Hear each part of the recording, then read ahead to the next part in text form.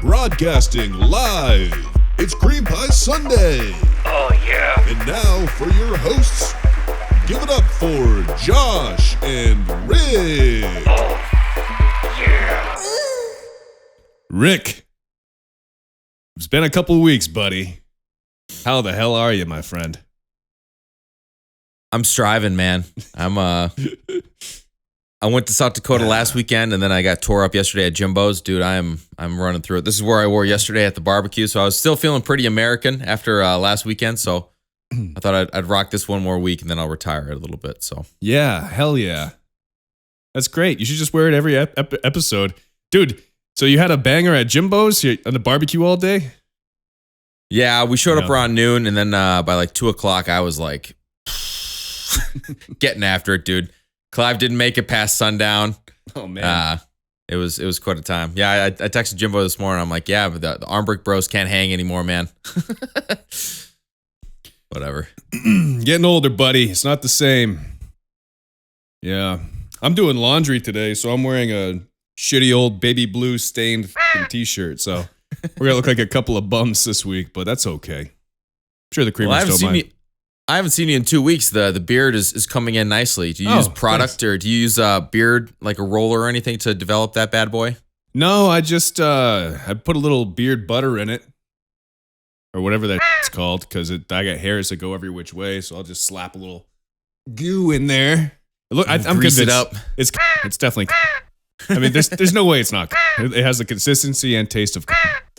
This is This is. Yeah. So I put cream in my man. beard, but other than that, so I went to South Dakota last week. Dude, I brought the GoPro. I shot like 200 different clips of like the whole weekend. Yeah. That's like taking off in the plane. We went to like the Jewel Cave, which is like the second biggest cave in the US. We did that. We're like underground 400 feet. It was like they killed all the lights, so you're in complete darkness, which was kind of cool. Damn. So that was kind of neat. You know those slingshots? Like, oh my goodness, the three-wheelers, the slingshots. Yeah. I rode one of those through the mountains. That was pretty cool. And then how's that thing handle, dude? it's nice because it's real low to the ground. But the problem was we got to the top of this mountain, and the guy I was with was like, "Yo, you want to drive it down?" And I'm like, "Dude, I remember going up Mount Washington in New Hampshire, and it skeeves me out knowing that there's no guardrail and you could fall off and die at any time." Absolutely. Which was a good thing because on our way down, it was like downpouring, and those things have no top. And I gave him my sunglasses because he couldn't see what he was doing. We're going like 40 miles an hour down this mountain, and I'm like, "This sucks, dude." Yeah, that noise, dude. Yeah, that's super trippy. It's like that in Big Bear in California too. The way up, it's like no guardrail. Just yeah. So how was Mount Rushmore? It was cool because we drove by it the one day, and he's like, "Oh, you see the face?" I'm like, "Not really." And then you kind of look up, and it's like, "Oh, Washington is right there." So it was kind of cool. But okay. We went. I drove by it twice, but the second day we actually went up to it. We took like pictures, and we went to the gift shop, and there was like a little trail like right along it, and shit, so that was kind of neat. Yeah, I mean, it's more or less just kind of like see what's out there. There was like giant wood carving areas. It had like the biggest Bigfoot in the United States. This dude was like 30 feet tall, and I sat on a wooden motorcycle. It was kind of neat. Nice. That's cool, dude. Yeah, I saw some pictures on the old Graham there. What else we do? We went to the Wax Museum, so that was kind of weird to like. Yep. Because every single president is captured, and it was pretty much me walking along, being like, "I didn't know that was a president. I don't recognize that guy." Like half the presidents is like, I would never get these right because I don't remember any of them. Did you see William Howard Taft? Yeah, dude, he was just naked in a bathtub. He was in a bathtub and he had like a half-eaten Domino's pizza, and he's just like, he's like having a heart attack, like one arm up. This one costs a little extra wax for this bad boy. Yeah. Yeah. And then like the last day we were there, I woke up nice and early so I could go see the buffalo. I woke up at like 5:30 in the morning. No buffalo? And, no damn buffalo. Yeah. The guy that I went with or whatever, who went there like 8 o'clock that night, he showed me videos. It wasn't like one or two. It was like 200 buffalo. Damn. So you just went the wrong day? So, well, it was the same day. He just went later on, but I guess I went before they were awake or whatever. But I mean, he showed me the videos. It was just cars just sitting in the middle of the road as buffalo are just kind of like looking at people and staggering by. And man, so I missed that a little bit. Yeah. And then it was weird. So we got first class tickets like the whole way, like to and from, which I don't know what I was expecting because I've been on all these planes before. And for some reason, I thought there was like a secret room where like everybody's in recliner chairs facing inwards and there's bottles of champagne in the middle. And it's like, that's not first class. No. That's like Mr. B's first class. You get a little extra room. Yeah. Yeah. The best is the those first classes where I forget what it's called, the Mint or some shit. Your seat goes all the way down like a bed.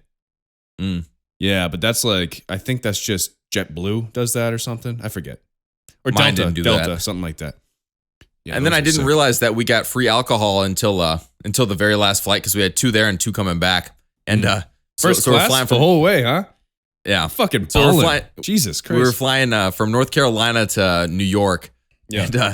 And then I'm like, yeah, I'll get a beer. She goes, what kind of beer? I'm like, well, I'll take like Miller Lite. I had like one of those a couple days ago. Those are good. She goes, do you like any light beer? I'm like, yeah, that's fine. She gives me a Bud Light. And she like smirks at me when she gives it to me. And it's like, why didn't you just say we have Bud Light and say, so like, would you take any light beer? It's Yeah. like, just Well- tell me what you're going to give me. It's probably like a way to diffuse any potential Bud Light shenanigans on a plane, you know? She probably wants to, she's like, well, you said any light beer in her defense. But if she brings up Bud Light, what do you think? I'm a fucking fag?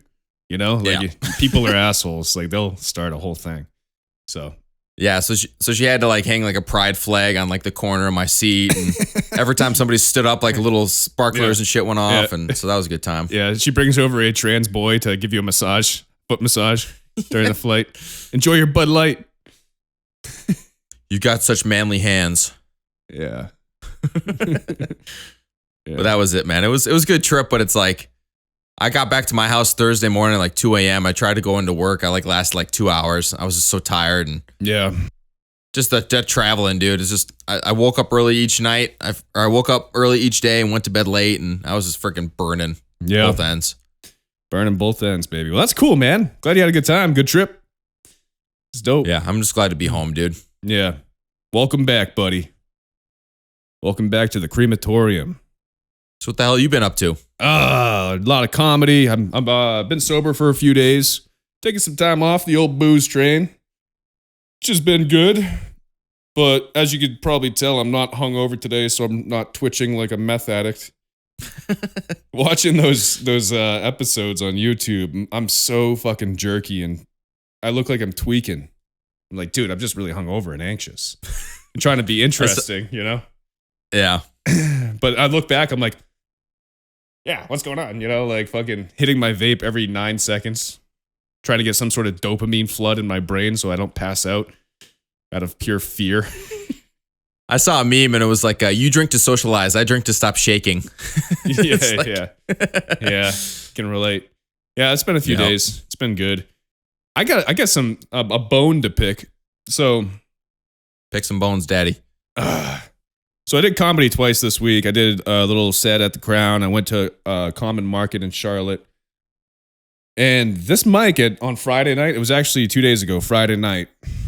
And it's great. It's a great mic that they do there, you know? And it's like this store/restaurant, and it's very busy. They put it on Eventbrite and everything. So including the patio, dude, there's probably, I'm bad with crowds, but I think it was definitely more than 100 people, 100, 200 people. My first night completely sober going on stage doing comedy. And the stage was small and there was a lot of like people were standing because there weren't seats. Yeah. And the stage wasn't very high up. I'm like level with these people almost. And I'm doing like new material. So I'm shitting my pants. My set, I would give it like a 5 or 6 out of 10. It wasn't great, but I didn't bomb. Yeah. You know, I got a few laughs here and there. You know, I did one where I'm like, yeah, I called my grandpa, said happy 4th of July, and he thought I was talking about 4 Jews lying. Shit like that. Dumb shit, you know? Or like, I got a fat Italian uncle, I call him my guinea pig. Just dumb shit. But,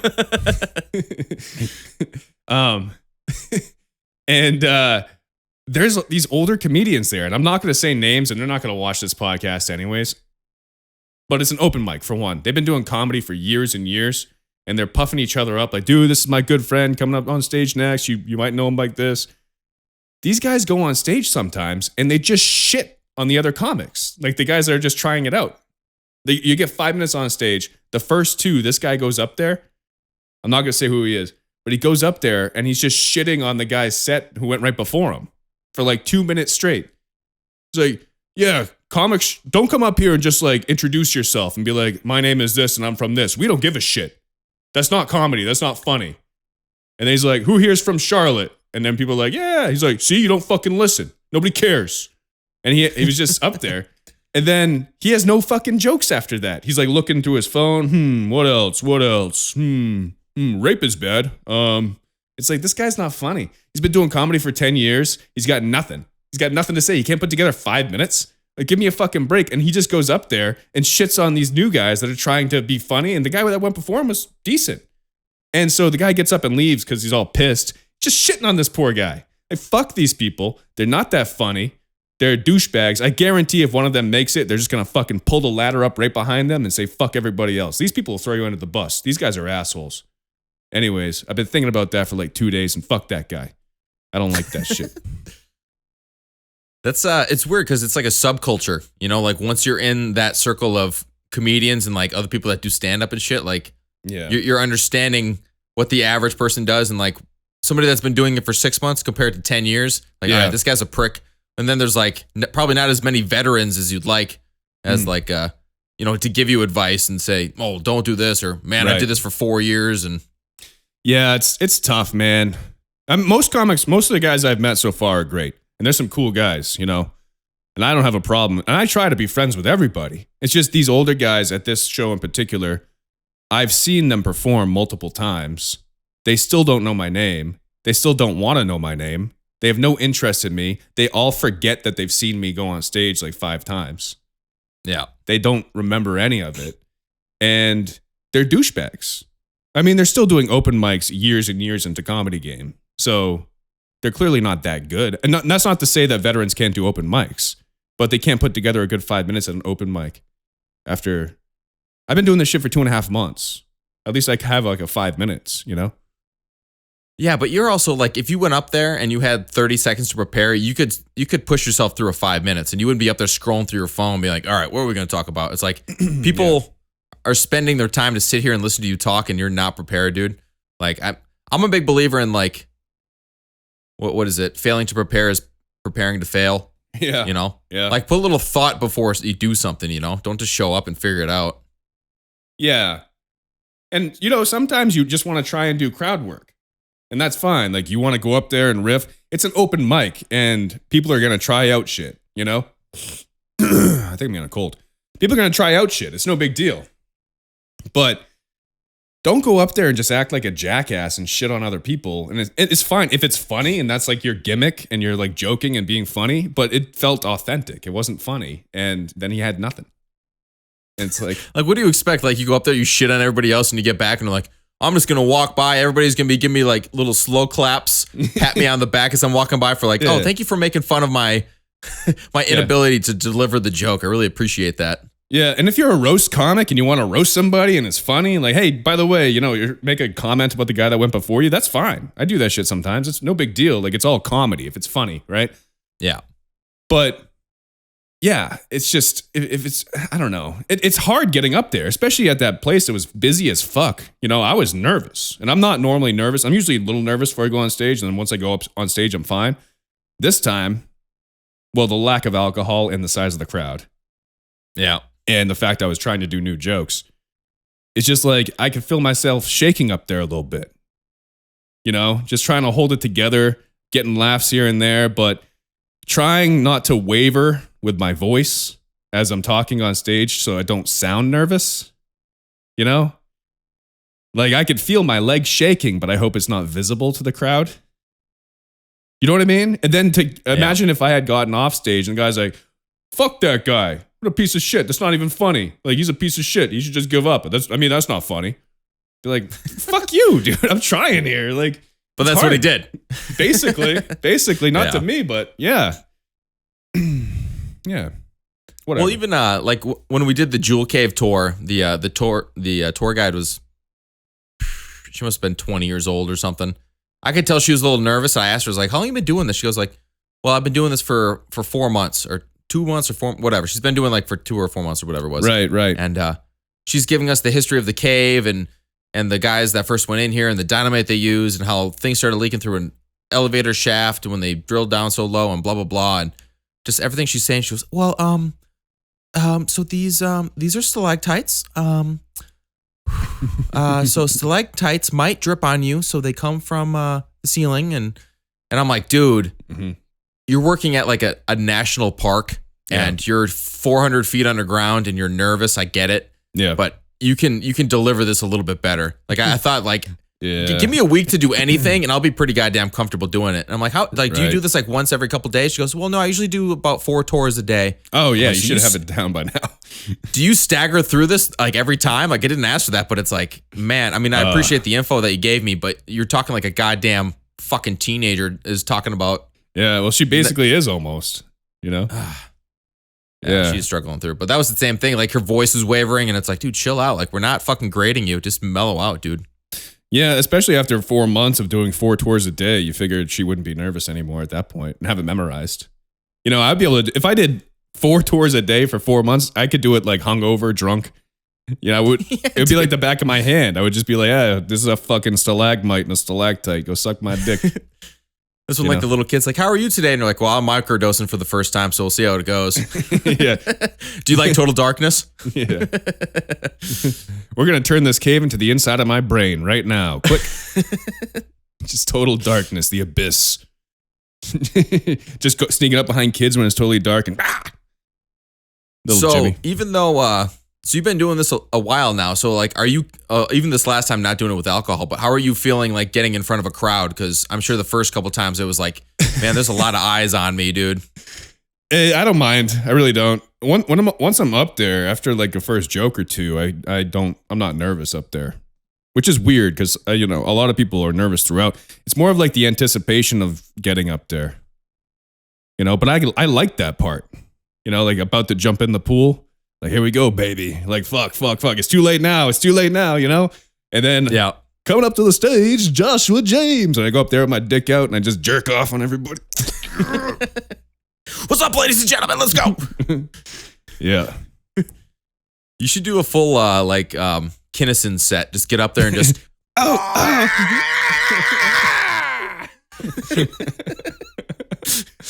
Come on! What are we doing? Oh. Yeah. Go up there with the fucking beret that he has, like just totally dress up like him. He was funny. Didn't he drive like a drug overdose or something? No, he got hit by a drunk driver, ironically. That is very ironic, actually. Yeah, because he has bits about driving drunk. Yeah. He was sober too when he got hit. He's one of those guys that was a comic that was he was a preacher before he was a comic. Are you shitting me? Yeah, I swear to God. He was a preacher, which is why he was so good on stage, because he used to do that shit.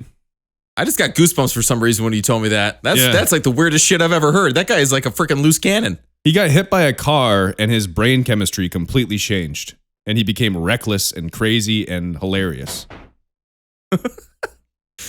So like, we don't know anybody like that. Yeah. Yeah. Same thing with Roseanne Barr. She got hit by a car and she was like a straight A student. And then she was in like a mental institution for 3 months after she got hit by a car, couldn't do math anymore and just became a comedian. Yeah. It's like something about traumatic brain injuries that don't kill you, make you have the personality that allows you to excel as a comedian for some reason. I mean, you got to be a little crazy and out there to want to get on stage and tell dick jokes in front of 100 people. You know, I definitely have issues.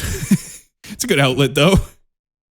Well, it's weird, man, because I remember, I think I told the story on the pod, but like when I hit my head on the 4th of July and I had to get those staples and shit. Yeah. Like that was like a strong reset because that was a week before I moved away from Wisconsin. And after that, like I can barely remember shit about growing up, dude. Like not that I like wiped my memory clean, but I definitely like was super concussed and like. That's weird, man. Was in rough shape. I mean, I have a shitty memory anyways. I don't remember. I have like 3 memories before I was 10. Maybe like if I really thought about it, but yeah, it's odd, right? Yeah. It's odd. But oh shit, I had something to say. Where was I going with this? Were you going to bring up Grimace's birthday? Because I don't think we talked about this yet, and I'm excited to. Happy birthday, Grimace. Goddamn Grimace. Did you get one of the shakes, baby? Suck it down your I cream didn't. hole? No?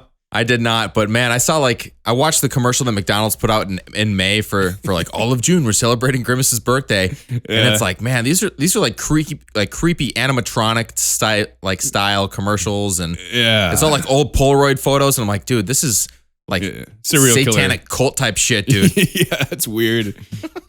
Is Grimace gay or something? Is that why he's June? Like, why'd they choose June out of every month? Like, why not like September or something random?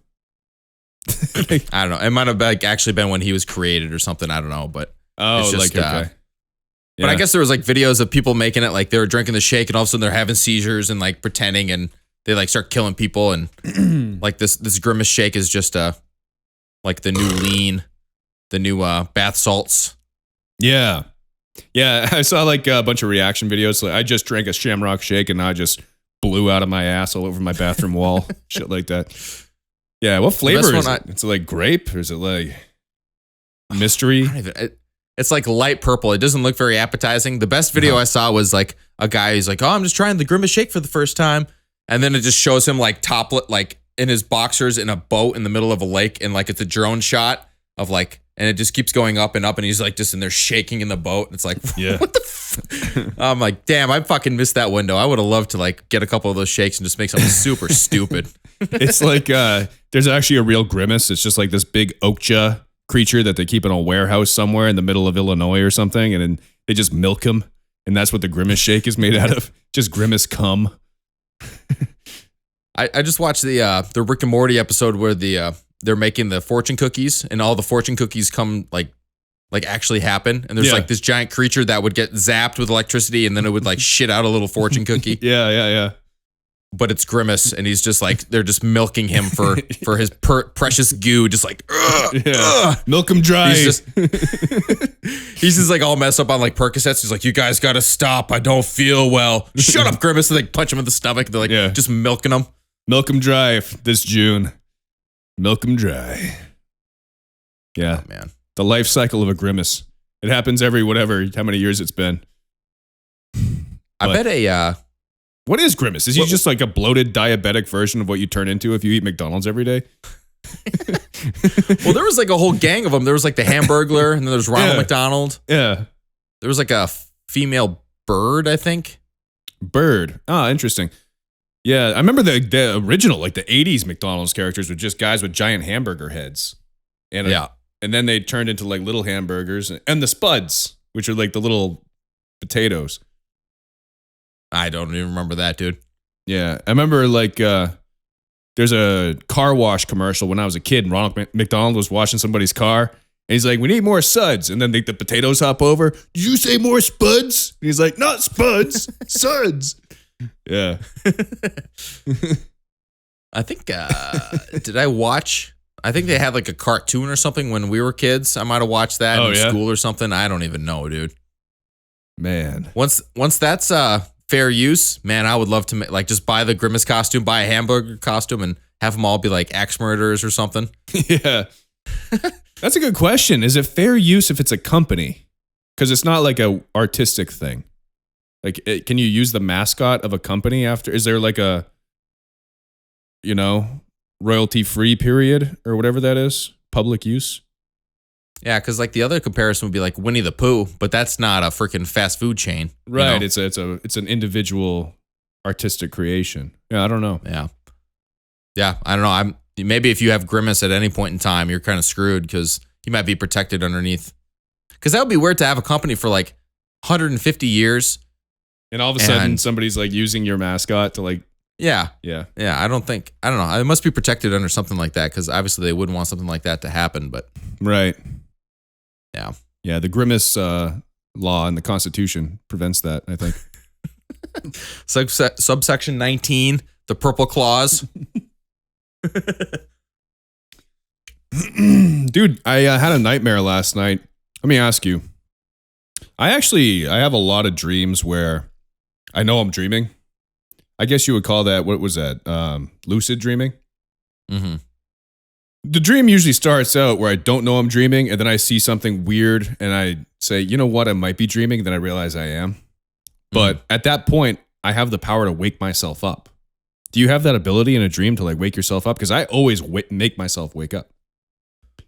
Yeah, because growing up, I had like a lot of wild dreams and nightmares all the time. Yeah. So the only way I was able to like snap out of it was to wake myself up in those nightmares. Yeah, and then I legit can like, I think I just went and then in real life I like sat up in bed and went and I'm awake. But it's weird because it's the one state of mind in a dream where I can wake myself up from like REM sleep and still remember the dream. Yeah. It's odd.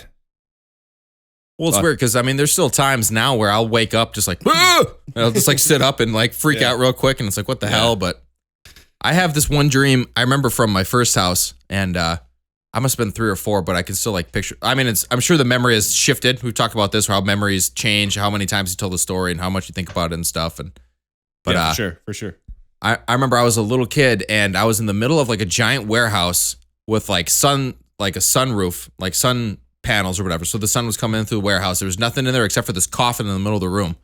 The coffin opens up. I'm in there with like 10 other people. And all of a sudden, like this vampire starts like sitting up out of the coffin, and everybody just like is 10 times speed. They just like run out of the room, and I'm moving in like slow motion. Yeah. And I see this thing like getting out of the coffin, and I'm like quicksand, dude. I'm like barely moving. Running and in I a woke dream. up and I was like, that's the first dream I ever had that I can remember like to this day, was that like just middle of a warehouse, something in a coffin. Yeah. Yeah, my oldest dream, I was sinking in quicksand. I was taking a nap like on a Sunday on my parents' bed, watching cartoons or something. And I remember like falling in the quicksand, and I woke up and I was off the bed in the same position that I felt I was in the dream. And I was like, that's weird. That was my oldest dream. Yeah, dreams, man. Dreams and nightmares. Spooky. It was weird. When I was in South Dakota, I had a nightmare, and I don't really have dreams or nightmares anymore. Like they just don't happen. Yeah. But I had a dream, and I know my dad was dead, but it wasn't that I saw him like on a stretcher or in an ambulance or like at his grave. It was just like I was doing normal daily activities, knowing that my dad had passed away. So I was like washing the dishes, and all of a sudden I'm driving my car, but like in the back of my mind, it's like my dad's not here anymore, and I start freaking out like in the dream. And I woke up and I was like, that wasn't real at all. And I didn't call my house because I knew my dad was fine. Right. But it was just like, it was like a weird, like it put me in a state of mind and not like a visual representation of what was actually happening. It was just like me doing daily shit and just being like, man, I can't call him anymore. Just like a feeling. It fucked with me, dude. It was like just a very weird random dream, but it just like the way that it unfolded, like it really hit me. And I woke up and I was like panicking, dude. Like when you wake up and your heart's just like pounding out of your chest. Oh yeah, I can relate. And I was sweat. I mean, I sweat when I eat, but I mean, I was sweaty when I woke up that morning too. So that was weird. I have issues with sleeping in general. I jump out of bed before I go to sleep every night, a minimum of 5 times on average. So falling asleep for me is like an hour-long process. Yeah. Best case scenario, especially, if you take a break from booze after a few days. I mean, it gets, I don't know, if it doesn't really help, to be honest. I just have issues. But let me ask you this. So, when you have like deja vu, like in real life, it just happens like randomly. Like you'll be walking down a random street or something and you'd be like, oh shit, no, like this happened before. And then you're like, I think I dreamt this. Now, I'm not saying that there's anything superstitious or supernatural going on there. Maybe it's just your brain tricking you into thinking that you've seen it before and you really haven't. But does that ever happen to you where you're like, fuck, I dreamt this exact thing at some point? Yeah, that happens to me. So like it happened yesterday at Jimbo's. I remember I was sitting at the corner of the table underneath the little canopy, and I was like reaching for food, and all of a sudden it was just like the image of my hand like reaching out for something with like a beer next to it. I was just like, I'd lean back and I'm like, this has happened before. Right. It was one of those. Yeah. But it's weird because the way I see deja vu happening is, so say your life is like a line, like a piece of string, right? And like sometimes like you'll kind of go off the string a little bit, or you'll kind of like break off the path. But I think when you get deja vu is when you're like lined up with like where you're supposed to be at that moment. And it's just like a reminder that, yep, this is the right line that you're supposed to be going down. I don't know. That's kind of the way I see it. Is it kind of like lets you know that you're still on the same path. Maybe there's something to that where like time is like the fourth dimension as we see it, right? And it kind of goes along with space, but maybe time all has already happened in a way and we experience it as linear, like in a path, but there's something in our brain that has experienced all of it, but that wouldn't make sense because our brain hasn't been to those places yet. But yeah, or maybe, you know how they say when you die, like you re-see your whole life in like a movie? What if we've already died and this is just us seeing our life again? And we're like, that's when we remember it. We kind of snap out of it for a second. And like, this isn't really our lives. They've already happened. We're just like watching it right now in a way. Yeah. Because even just to dive even deeper into this goddamn rabbit hole of your full existence, you live everybody's life once. So like once I'm done living this life, I live your life, and then I live Emily's life and James's life, and you see every single one, but you don't remember from time to time. I don't know. I thought, like the egg theory. Some of that stuff's some of like the Rick and Morty. I call it Rick and Morty type objects. You know, like it makes you question reality and time and it's cool. Space. It's fun to think about shit like that. Yeah, like there's this short story called The Egg Theory. I don't know if you've ever read it, but you should if you haven't. It's very, very short. It takes like 15 minutes to read, but it's fucking good. And it's like this guy dies, gets a car accident, goes to heaven, and then he sees God, and God's like, yeah, I'm just showing you as a human right now. There's no time or space. It's just the easiest way because you just died. But we've met, you know, hundreds of thousands of times already. You just don't remember it. It'll start to come back to you if you stay here long enough, but you got to go. You're going to be a small Chinese girl next. And basically every life ever that's ever existed on Earth as human, you have to live. And then once you live them all, you get to graduate to the higher being, which is a God, so to speak. So we're all one in a weird way. Like a reincarnation theory, you know? Yeah. I don't know. It's kind of cool to think about. I mean, just try to think how many freaking, like say I live to be 80 years old.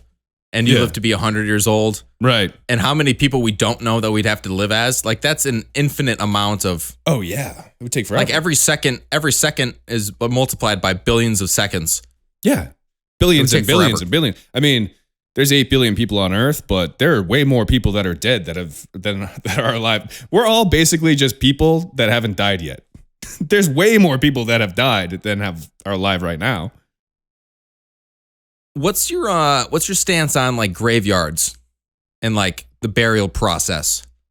I feel like there's a lot of people in the ground and we're going to run out of area soon enough. I think we already are starting to. Yeah. What are we doing, dude? It's tough, man. It's good for like your family to have something to go to, I guess, to like remember you. But then you're kind of right because after 2 or 3 generations, these people have never met you. So you're just taking up space at that point, you know? So when did we start like burying people and giving them tombstones? I think it's probably been forever. That's true. There might have always been like a burial process. Yeah, I think it's probably in our nature. You know, I mean, elephants have graves that they visit to mourn their dead, and they're not humans. Yeah. It's probably always been around, if I had to guess. But there's a lot more space back then and a lot less people. You know, I'm almost like, I assume you probably wouldn't hear it that often of just people like digging and all of a sudden they find like a skeleton and it's like, oh, well, this is from. Yeah. I'm sure it happens all the time. I'm sure probably not in New England, but at least like farther west with like the Native Americans and stuff. Yeah. Or even countries that have had a populous area forever, you know, like Europe and the Middle East and shit. Like they've got to have so many people have died there versus here.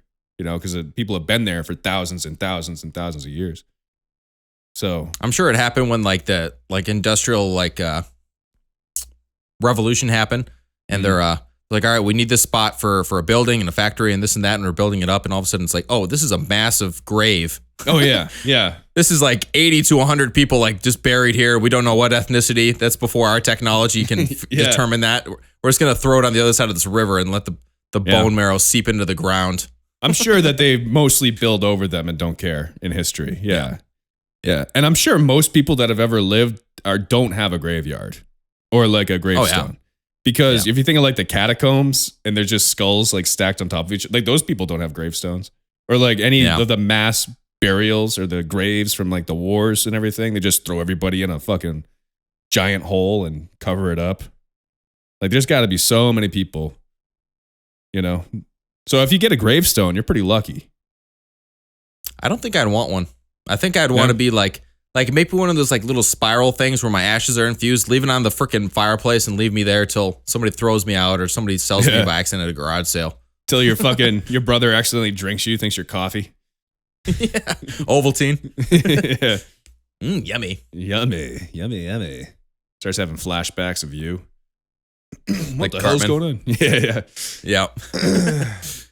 You know what I want? I want them to take my body and I want to be consumed by the earth. You know, I feel like if I get cremated, I wouldn't be giving back the energy.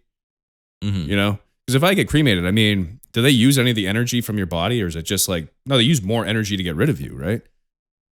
They just crank up the temperature, scrape out the ashes, put it into like a little ring or a little stone or something, then you're fucked. I kind of want to I want the earth to eat me in a way, you know, like give back. So I want to become a tree, you know, like plant me under a tree. Like, let me become, and then it turns out I'm a fucking tree forever and I'm still conscious somehow. I'm just like stuck in this fucking tree until they cut me down. That would kind of There's just like this human overlay of the tree and you're just like twisted every which way. You're like, oh, this is a mistake. Yeah. I'm growing so slowly. Yeah. And then they chop me down after a couple thousand years. I'm like this old ass tree and I turn into some fucking Chinese boy's coffee table. I'm just sitting in this room. God damn it. I was reincarnated. I'm just a piece of fucking single ply toilet paper at a Taco Bell. Like, this is bullshit, dude. Single ply. Yeah, why the single ply at Taco Bell? We need triple ply at Taco Bell of all places. Jesus Christ. Just have like handkerchiefs in there. Like, let me wipe my ass with some bandanas. That's what I really need. Handkerchief. Speaking of fucking toilets, dude. I mean, you've traveled to other countries and shit, right? Just Canada. Oh, okay. Well, if you go to Mexico, they don't flush their toilet paper. Like they don't have like the drainage and like sewage that we have here that can handle toilet paper being flushed. So they have fucking trash cans next to their toilets with shitty toilet paper filled up. And I'm like gagging just thinking about.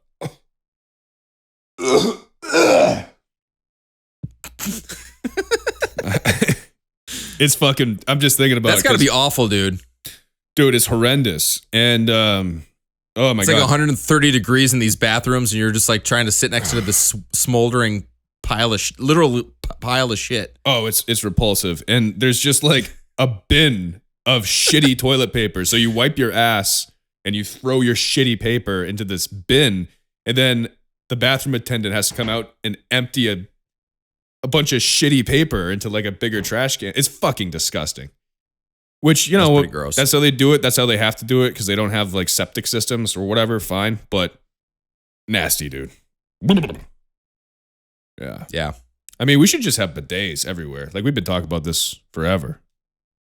You know? Yeah. And I still don't have one. Do you have one at your house? Nope. Should. Should. Yeah, I just stopped wiping my ass altogether because I'm just going to shit again anyways.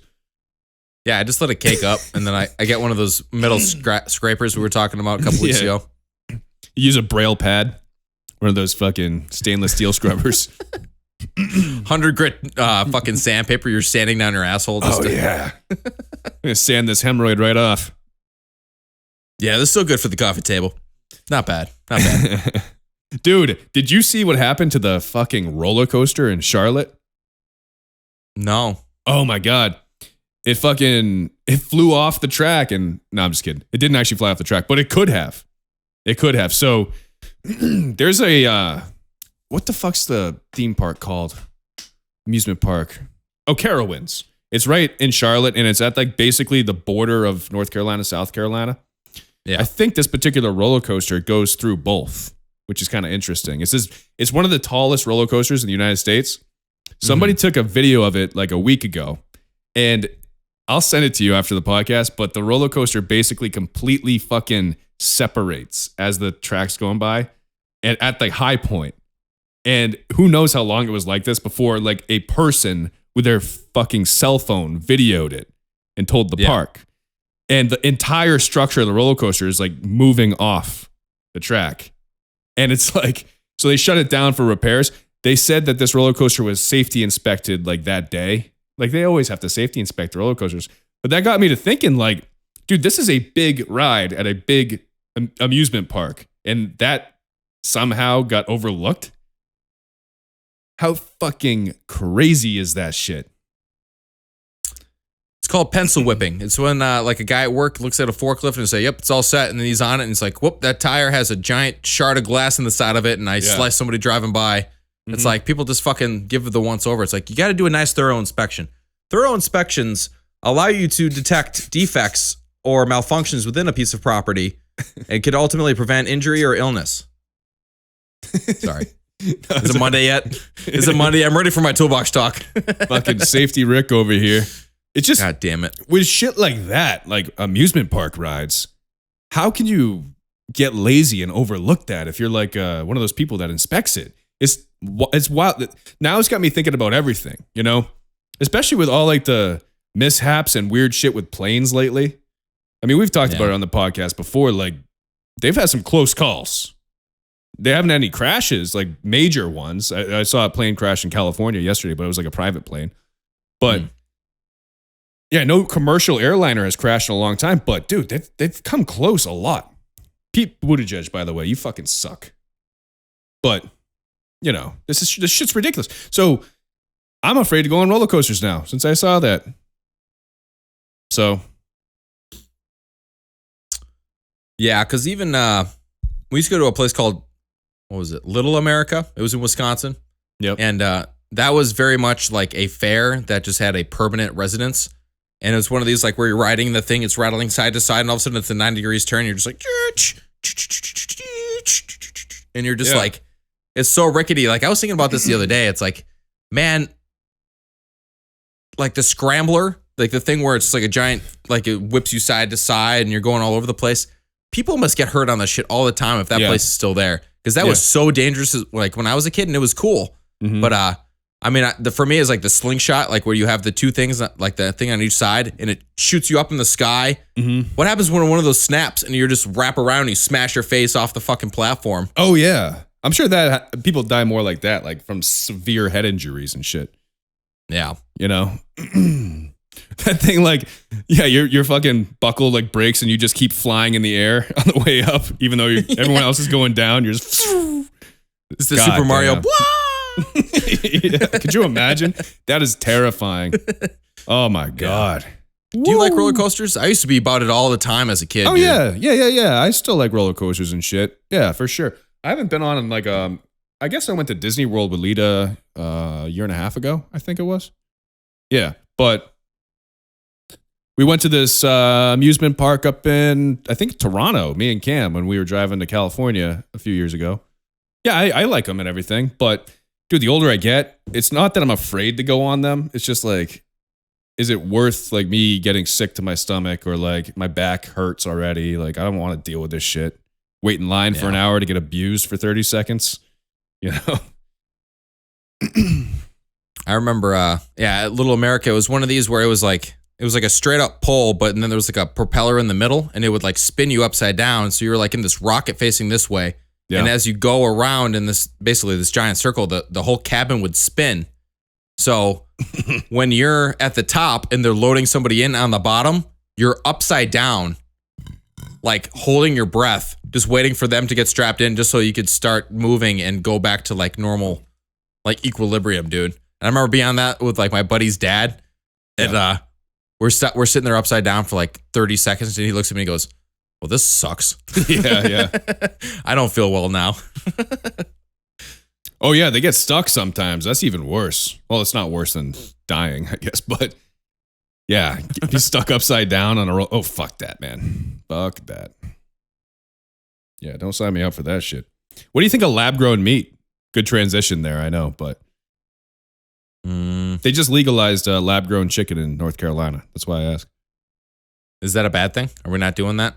I don't know. I mean, if it's authentic meat, I guess I wouldn't have a problem with it. If it's like the exact same meat, but something weird about eating meat that's never been on an animal, you know? I also don't really trust an Impossible Burger. Like, I like call it a veggie burger and I'll have a veggie burger, but don't call it a freaking I can't believe it's not meat. It's like, why would I get knockoff meat? Like, I don't know. Yeah. Oh, those are not even good for you either. That's the thing. Yeah. It's not like it's a healthy option or a healthy alternative. It's like horrible for you. The amount of chemicals in that thing, like they've already shown. And it like fake bleeds because they put like, I don't know what they do. They extract like the whatever the fuck it is. I'm a hemophobe. Hemoglobin? Yeah. Hemoglobin from like plant cells or something. So like the fake meat still bleeds and like looks and bleeds like, it's weird. Yeah, fuck Impossible Meat. Beyond Meat doesn't taste that great. I don't mind like a black bean burger made out of actual black beans, you know? I fuck with that hard, dude. Black bean burgers are dope. Yeah, those are good. And they're made out of real beans. Mash up some beans. Like, that's cool. Yeah, back when I lived with my parents, back when my sister still lived with my parents, because she moved out before I did. But when she moved out, she had all this veggie crap stuck in the freezer. My dad's like, well, I'm going to throw it away. I'm like, no, let me try some of it. Some of it was like pretty garbage, but like I remember the black bean burger. She had like a case of them, and I like, dude, you have 2 of those and just like nuke it in the microwave. So good. Yeah. I'm a microwave boy. Yeah. Yeah, dude, that ain't bad. Nothing wrong with that. Yeah. Yeah, lab grown meat, man. That might actually save, I don't know. If you don't have to do factory farming anymore, we get to the point where they can make a steak in a lab that is authentic steak, that does no chemicals in it. It's not fucked up. You know, it's like good steak. They get rid of factory farming altogether. I mean, I'm for that if they can figure that out, but I think we're a ways away from that. I don't know. Well, we're also in a weird spot where we can really eat anything that we really want, but at some point there will be like a food shortage because of the amount of people and the lack of resources. Yeah. And it's tough. And our food is fucked in this country anyways. Everything's covered in glyphosate. It's glyphosate, right? Roundup. You know, that's why everybody has a gluten allergy now. It's not because the wheat. It's because it's covered in fucking Roundup. Yeah. Canceled. Big Farm's gonna yeah. But yeah, it's like a fucking we're swimming in like a chemical soup of a chemical cocktail every time you go to the grocery store. Shit's not supposed to last outside of the fridge for more than fucking 3 months. It's just not normal, you know? Well, there's a new documentary on Netflix coming out about like how your food is poisoning you, and like every food that you basically eat is really bad for you. And I don't know. I mean, I was in South Dakota, dude. I had never had buffalo, and by the time I was done, I do not want to eat it for a while. I had buffalo steak tips, buffalo steak, fucking meatloaf. I had like a pulled pork. It wasn't pulled pork, but it was like pulled buffalo steak. Yeah. I was like, and I told my boss, like, because I talked to her the day after I left because I was sick, and she's like, yeah, so what happened? Like, you're just sick from traveling? I'm like, no, I think I was going through buffalo withdrawals. Like, I was just, I was just grazing on the God's greatest fucking animal. And dude, buffalo is good. I was 24 hours withdrawals, and I was going through it, man. Yeah. Buffalo's the shit. I like a good buffalo burger, you know? Yeah. Yeah. It's a little leaner, you know? It's a weird thing, though. It's not hunted buffalo, right? It's like farm-raised buffalo, because I don't even know if that's legal to... I would assume so, yeah. I mean, I had elk and shit out there. I had quail and stuff. But yeah, the buffalo was the bulk of what I ended up eating out there. That's cool. Yeah, buffaloes. Sucks that you didn't get to see any. I don't know if I've ever seen one in person. I forget. Dude, I was so amped. Everywhere I went, I had the freaking GoPro in my pocket. And like, I filmed like deer crossing the road. We saw elk. We saw like a peacock just like sitting on the side of the road. And he like turns around, his feathers are all out. That was real cool. But yeah, I was ready to have my arm out the window, like touch one of these freaking fluffy cows, and it just never happened, dude. Don't do that. They will fuck you up. They got signs everywhere that say don't pet the fluffy cows. It's funny, but it's like, these things will kill you, dude. Like they're like 4,000 pound animal. Yeah. There's like, I forget what it's called. It's like Yellowstone fuck ups or something. I don't know. I follow it. And it shows like kids getting launched into the air by buffaloes. They're trying to like walk over to them and take pictures, and their parents are like, go ahead, honey. It's like, dude, that's a wild animal. You guys don't understand. That thing can fucking kill you. It has no interest in you petting it, you know? And you got to think about how many other people fuck with these animals too. Yeah, dumb tourists and shit. Yeah. Or like going up to bears, like, oh, bears are so cute. Dude, bears can run 35 miles an hour. It has 10 razor blades for fucking fingernails. It'll destroy you. It'll swallow your child whole with no remorse. It doesn't care. They're not cute and cuddly or friendly. Even black bears are dangerous. They're less dangerous than grizzlies, I guess. But they're more likely to attack humans because they starve and shit. They get sick and old. I don't fuck with any of that shit. I'm out. You know? I mean, even where our Airbnb was, there was like, how many? It was 11 geese just sitting out front, and I don't even fuck with geese, dude. Yeah, geese are mean. I didn't want, they're little assholes. Yeah, they're assholes. Yeah. They got little I like teeth avoided those sometimes. things real hard. Yeah, those things are fucked. Even like me and Lita went for a hike a week or two ago near our house. We're walking through the woods and we see two big great horned owls, like big fuckers, you know? Mm-hmm. And they're like making their noises and shit. They're not hooing or whatever, but they're doing another noise. And I felt nervous walking underneath those bastards. You know, I'm like, these are big birds. Like they couldn't probably kill me, but they could swoop down 50 miles an hour and like claw my eye out or something. Yeah. I mean, these things will pick up fucking small house cats and eat them. You know, that's what they are. They're predators. These are birds of prey. You know, if you have a little chihuahua, look out. Great horned owl will swoop down and fucking, that's breakfast time, baby. You know what? Imagine being like a little dog playing in the grass. Like, fuck, I can't wait to get my treat later. You know, like lick my balls. It's a good day. You know, all of a sudden, you're flying through the air in excruciating pain. Like, what the fuck is going on? Oh my God. And they drop you. They just drop you in the middle of the road so then they can pick your carcass afterwards. Yeah. They drop you, you break all your bones, they pick you back up, fly you up again. Like, Suck you through a straw, the little straw beak. Yeah. Yeah. Feed you to their young. Yeah. We always think of owls as like this old wise creature. Like they're a librarian in every cartoon for some reason. They have the glasses. Oh, the wise owl, you know? This thing is a monster. Yeah. You ever seen an owl without its fucking feathers? It's terrifying. Yeah, because they have round heads because of their feathers. But you take those feathers off, they are fucking monsters. They look like vultures. It's scary. God damn. Cute little owl. Hoo, hoo, hoo. You know? Yeah. Fuck owls. All right, boss. Well, give me one little creamy fact about owls, and we'll wrap this little pot up. The great horned owl is by far the creamiest of all owls, in fact. It masturbates an Everybody average knows of that. 14 to 16 times a day. They what? No, I'm just kidding. I don't know. Yeah. Oh, one last thing. One last complaint before we get off the air. The wheelchair spots at movie theaters. The fuck are those for? I know they're for people in wheelchairs, obviously. You want to fucking buy tickets for a movie? They're in the best spot in the movie theater, right in the middle center.